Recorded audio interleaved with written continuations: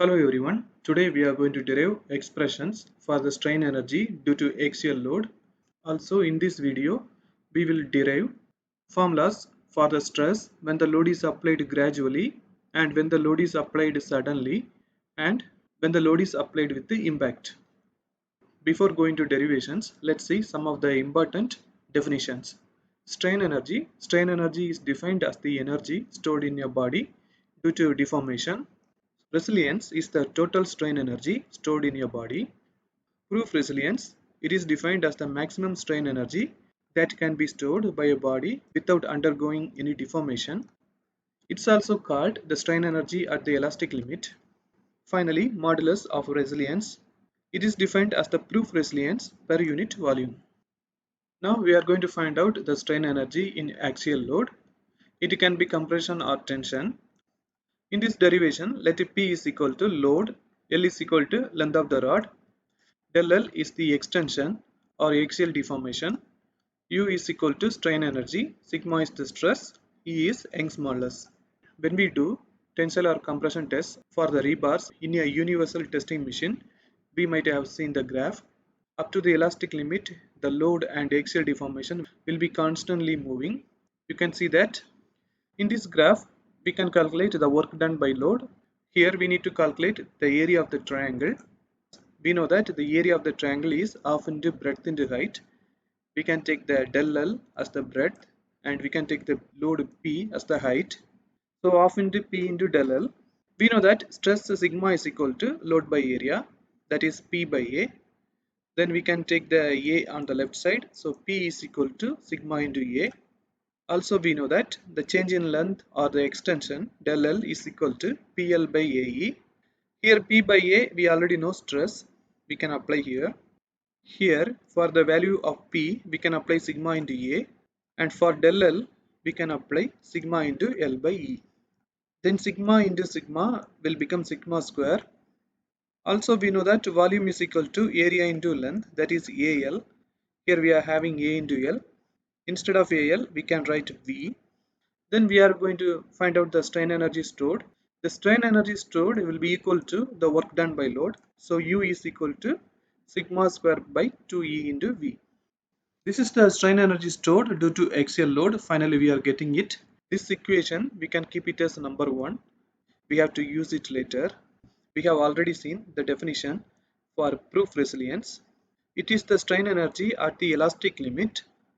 Instead of sigma, here we are applying sigma y. It is the stress at the elastic limit.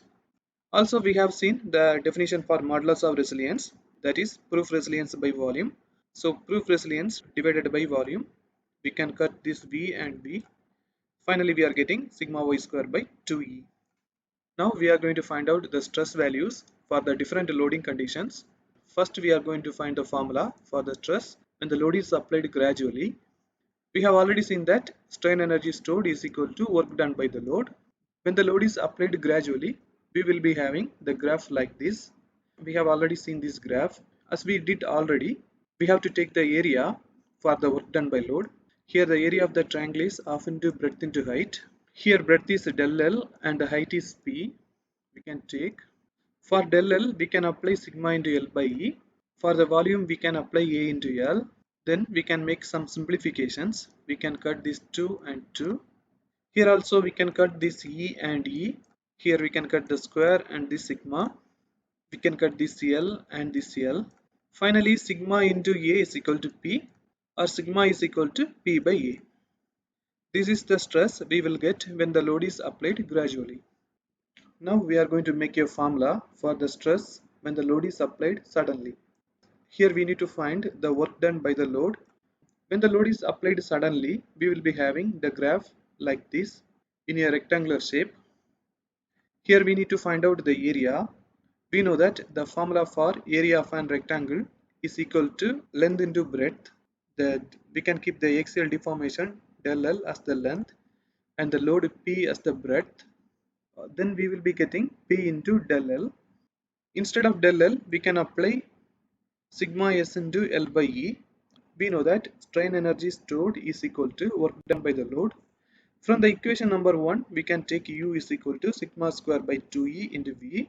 Also, we have just before got the work done by the load. We can equate both of them. We can cut this sigma s and this square. Then we can cut this E and E. Also we know that V is equal to AL. We can cut this L and L. Finally we will be having sigma S by 2 into A is equal to P, or sigma S is equal to 2 into P by A. Now we are going to make a formula for the stress when the load is applied with impact. In this diagram we are taking a rod which is having the length of L. We are having a collar at the bottom. We are applying the impact load P with the height of small h. When we apply the impact load, it will have the extension or deformation of del L. In this derivation, let P is equal to load dropped with impact. L is the length of the rod. Del L is the deformation or extension of the rod. U is equal to strain energy. Sigma I is the stress due to impact load. Small h is equal to height at which load is dropped. Here work done by impact load is equal to P into H plus del L. We know the formula for strain energy. U is equal to sigma I square by 2E into V. Here we are applying sigma I because it is due to the impact load. We know that volume is equal to area into length. We can apply AL. We know that strain energy stored is equal to work done by the load.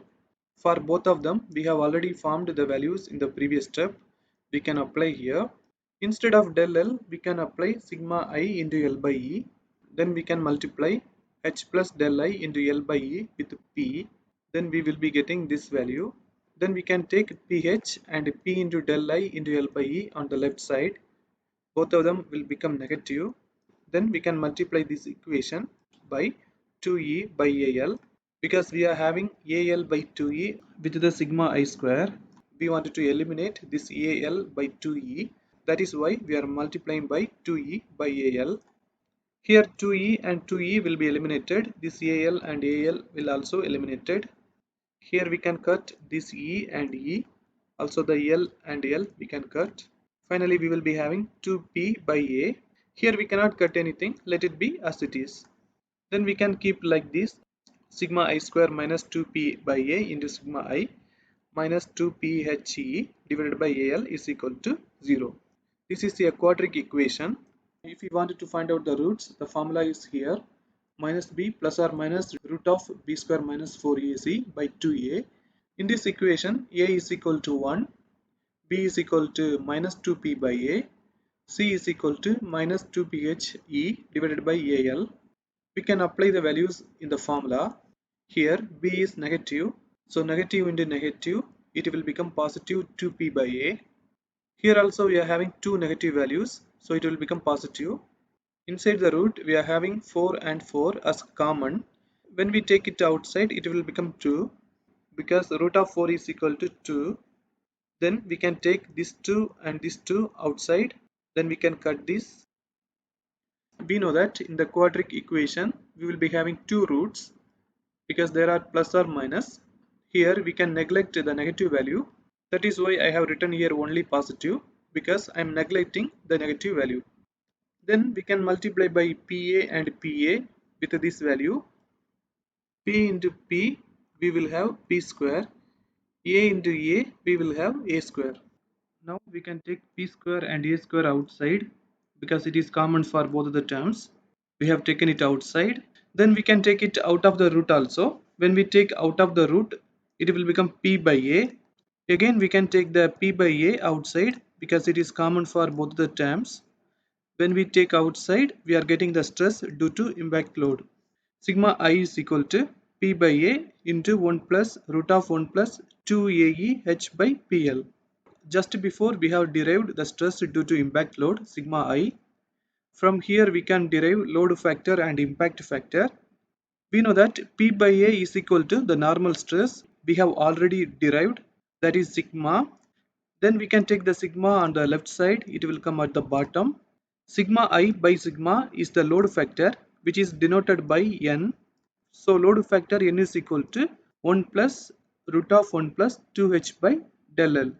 Again we can introduce one more term, that is the impact factor. Root of 1 plus 2h by del L is the load factor, that is denoted by n dash. So n is equal to 1 plus n dash. So impact factor n dash is equal to root of 1 plus 2h by del L. Now we are going to end this video. Thank you for watching.